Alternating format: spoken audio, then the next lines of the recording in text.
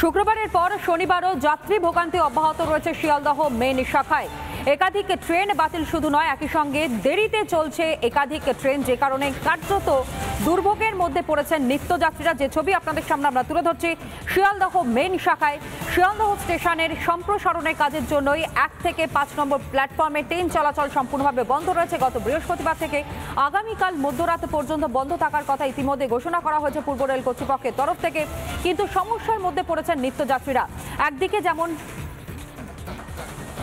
12 কামরার ট্রেনের পরিষেবা দেওয়ার জন্যই মূলত এই প্ল্যাটফর্মের সম্প্রসারণের কাজ চলছে, আর তাতেই কার্যত এই যে যাত্রী ভোগান্তির কথা শুনতে পাওয়া যাচ্ছে। এবং একই সঙ্গে যাত্রীরা তারাও কতটা দুর্ভোগের মধ্যে পড়েছেন একবার সরাসরি তাদের মন্তব্য, তাদের বক্তব্যের মধ্য থেকে আরো স্পষ্ট হবে। তাদের বক্তব্য শোনাই আপনাদের। কি বলছেন যাত্রীরা?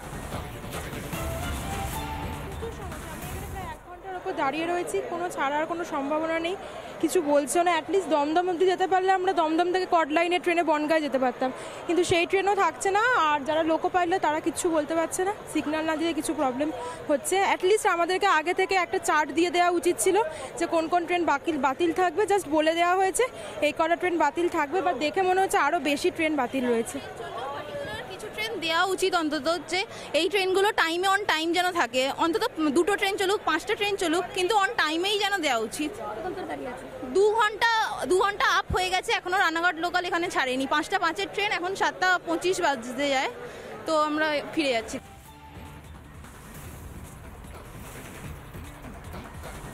পূর্ব রেলের মুখ্য জনসংযোগ আধিকারিক কৌশিক মিত্র তিনি এই মুহূর্তে আমাদের সঙ্গে টেলিফোন লাইনে রয়েছেন। কৌশিক বাবু, পরিষেবা আজও স্বাভাবিক করা সম্ভব হয়নি এবং গতকালও দেখেছি কতটা যাত্রী হয়রানি হয়েছে, আজও সেই একই ছবি ধরা পড়ছে। কতটা সময় আর লাগতে পারে? মানে আগামীকাল মধ্যরাত পর্যন্ত আপনারা সময়ের কথা বলেছেন, তার মধ্যে কি সমস্ত ব্যবস্থাপনা সম্পন্ন হয়ে যাবে? আপনার কাছে কোনো তথ্য ভুল আছে। প্রথম কথা যে আমরা গতকাল মধ্যরাত থেকে কাজ শুরু করেছি, আগামীকাল দুপুর 2টো পর্যন্ত আমাদের কাজ হবে। হ্যাঁ, তার আগেও কাজ রেস্টোর হয়ে গেলে আমরা সার্ভিস অন করে দেবো। আমাদের আগামীকাল দুপুর 2টোর পর থেকে আমাদের পরিষেবা 1 থেকে 5 নম্বর প্ল্যাটফর্মে 9 কোচে চলবে। কিন্তু আপনাদের মাধ্যমে এমনি সাধারণ মানুষকে আমরা জানিয়ে রাখি, 6 থেকে 14 নম্বর প্ল্যাটফর্ম শিয়ালদাতে লোকাল ট্রেন আসছে এবং প্যাসেঞ্জার সেটা ইউজ করছে। সেখানে 12 কোচের ট্রেনই আমরা চালাচ্ছি। শুধু 1 থেকে 5 নম্বর প্ল্যাটফর্মে কিছু ট্রেন আমরা নিচ্ছি না, সেটার জন্যই প্রবলেমটা। আদারওয়াইজ শিয়ালদা স্টেশনে কিন্তু শিয়ালদা স্টেশন বন্ধ হয়ে যায়নি। 6 থেকে 14 নম্বর প্ল্যাটফর্মে লোকাল ট্রেন আসছে এবং সেগুলো সবগুলোই 12 কোচের। খুব দেরিতে চলছে, যেমনটা যাত্রীদের সঙ্গে আমরা যখন কথা বলেছিলাম তারাও বলছিল প্রায় 1.5 ঘন্টা 2 ঘন্টা ধরে প্ল্যাটফর্মে তাদেরকে ওয়েট করতে হচ্ছে। না, দেরিতে চলছে সেটা তো একটু স্বাভাবিক। কেন দেখুন, এন্ট্রি পয়েন্টেই তো কাজ হচ্ছে, প্রায় 400 লোক দিন রাত কাজ করছে।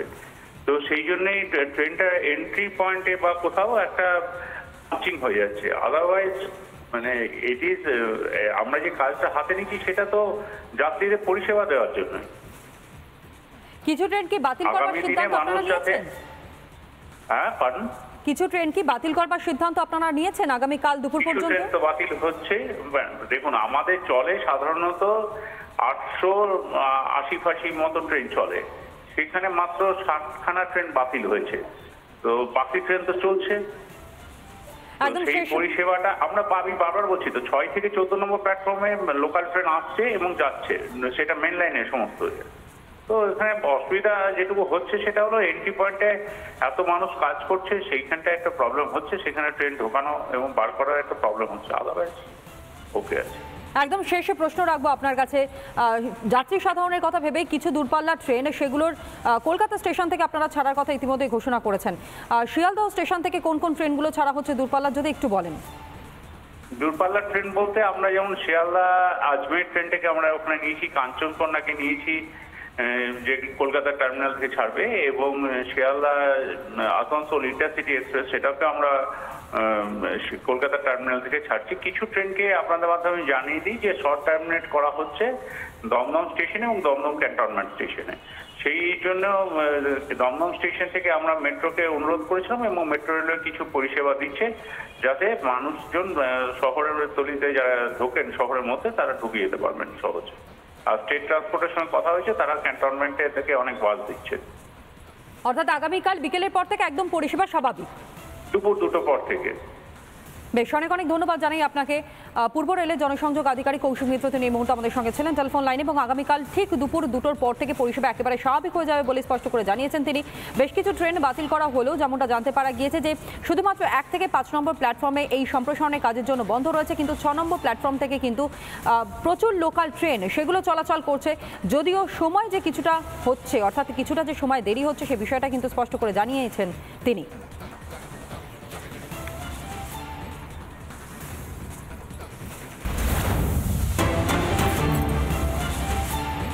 একই সঙ্গে আপনাদেরকে জানাই যে বাংলাদেশের সংসদ খুনে গ্রেফতার মূল চক্রী। বাংলাদেশের সংসদ খুনে গ্রেফতার আরও এক মূল চক্রী গ্রেফতার করা হয়েছে বলেই জানতে পারা গিয়েছে। এমনকি নেপাল থেকে গ্রেফতার করা হয়েছে মূল চক্রী সিয়াম বলে এক ব্যক্তিকে। সিয়ামকে গ্রেফতার করেছে সিআইডি। সিয়ামকে জেরায় নয়া তথ্য সিআইডির হাতে এই মুহূর্তে এসে পৌঁছেছে, এবং খুনের পর আততায়ীদের পালানোর ব্যবস্থা করে এই সিয়াম, অন্যতম মূল অভিযুক্ত। আততায়ীদের পালানোর পর নেপালে গা ঢাকা দেয় সিয়াম। তবে কি কারণে খুন জানতে জিজ্ঞাসাবাদ চালাচ্ছে সিআইডি। আজ ধৃতকে বারাসাত আদালতে পেশ করা হবে বলেও জানতে পারা যায়। আরও একবার জানাই, নৃশংসভাবে যে হারহিম করা হত্যার কাণ্ড ঘটেছে, বাংলাদেশের সাংসদকে যেভাবে খুন করা হয়েছে, সেই খুনে গ্রেফতার মূল চক্রী। আর ঠিক কোন কোন হিন্টগুলো সামনে আসছে আরো বিস্তারিত জানবো সৈকত থেকে। সৈকত,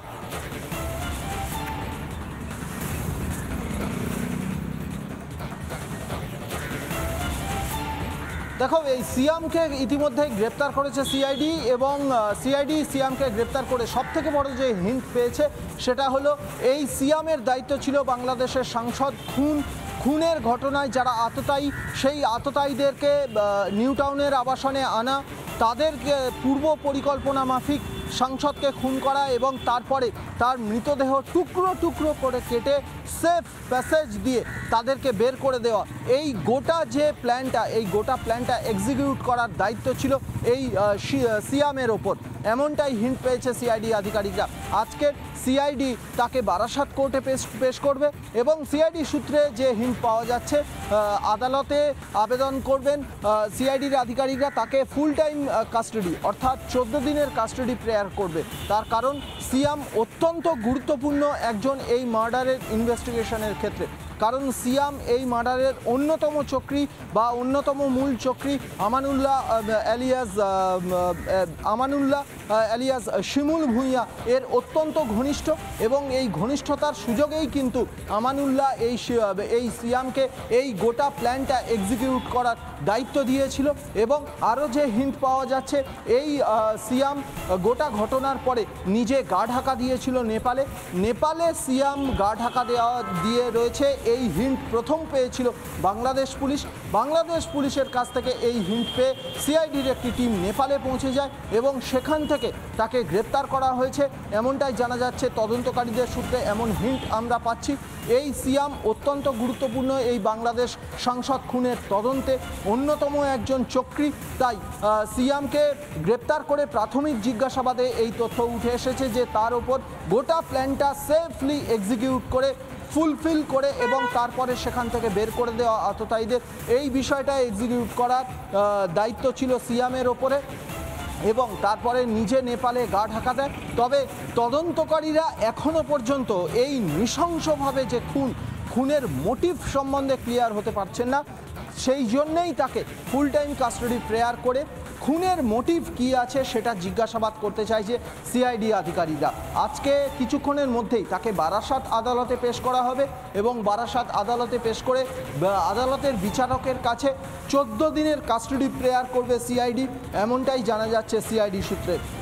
আপাতত সিয়ামকে আজকের সকালবেলায় প্রাথমিক জিজ্ঞাসাবাদ শুরু করেছেন সিআইডি আধিকারিকরা। মূলত এই খুন কিভাবে হয়েছিল, কিভাবে প্ল্যান করা হয়েছিল, গোটা বিষয়টা ইতিমধ্যেই তদন্তকারী আধিকারিকরা, একদিকে সিআইডি, অন্যদিকে বাংলাদেশের ডিটেকটিভ ব্রাঞ্চ ডিএমপির যে ডিবি সেই ডিটেকটিভ ব্রাঞ্চ ইতিমধ্যেই সেটা রিভিল করতে পেরেছে।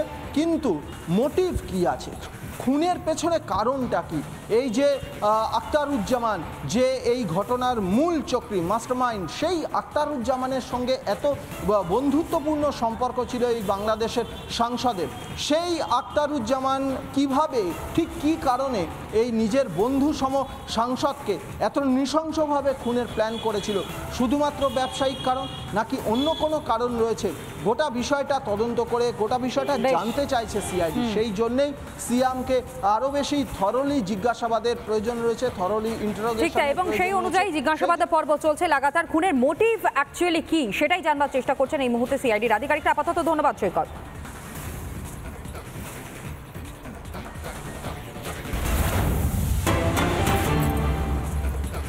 অভিষেক ব্যানার্জিকে কুকথা, অগ্নিশর্মা সোহম। নিউটাউনের রেস্তোরাঁর মালিককে মার সোহমের। সোহম চক্রবর্তীর শুটিংয়ে অশান্তি, সাপুরজিতের শুটিংয়ের মাঝে অশান্তি এবং সোহমের গাড়ি সরানো নিয়েই প্রথমে বচসা হয়। রেস্তোরাঁর মালিকের সঙ্গে সোহমের দেহরক্ষীর বচসা, আর এরপরেই সোহমের বিরুদ্ধে হাতাহাতির অভিযোগ সামনে আসে। যদিও মারধর করার অভিযোগ যখন সামনে আসে, তারপর এই রেস্তোরাঁর মালিকের বক্তব্য এবং একই সঙ্গে সোহমের বক্তব্য আপনাদের সামনে আমরা তুলে ধরি পরপর। সোহমের পার্সোনাল বডিগার্ড বা সিকিউরিটি ছিল, তারা বলছে আমরা পুলিশ, এখান থেকে একটাও গাড়ি সরবে না। আমি বললাম বাবু আমার ব্যবসা বন্ধ হয়ে যাবে, একটা গাড়ি জায়গা দিচ্ছি, তোমরা সরিয়ে নাও। এটা বলতে বলতেই ওদের যে স্টাফরা ছিল, ওদের মধ্যে 7-8 জনের মধ্যে আমাদের স্টাফদের সঙ্গে বতসায় জড়িয়ে পড়ে এবং বুকের কলার ধরে বলছে জানিস সোহম হচ্ছে অভিষেক ব্যানার্জির বন্ধু। এমন অবস্থায় সোহম উপর থেকে উঠে এসে বলছে কে বলেছিস? তুই বলেছিস? হ্যাঁ, কেউ কোনো পরিচয় জানলো না, কিছু করলো না, সঙ্গে সঙ্গে আমার বুকের কলার ধরে এইখানে একটা ঘুষি মারলো।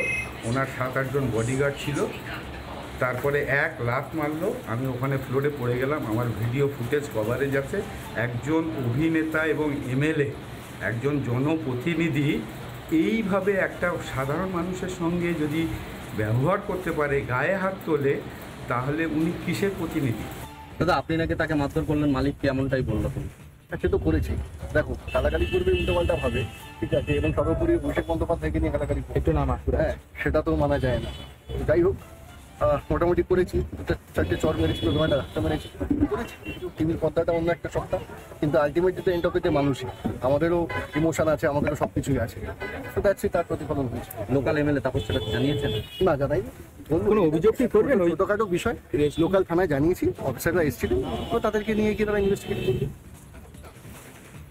বক্তব্য আপনাদের সামনে আমরা তুলে ধরলাম। একদিকে রেস্তোরাঁর মালিক এবং একই সঙ্গে সোহম চক্রবর্তীর বক্তব্য আপনাদের সামনে আমরা তুলে ধরেছি, যেখানে অভিষেক ব্যানার্জিকে কুকথা বলার কারণে কার্যত অগ্নিশর্মা হয়ে যান সোহম।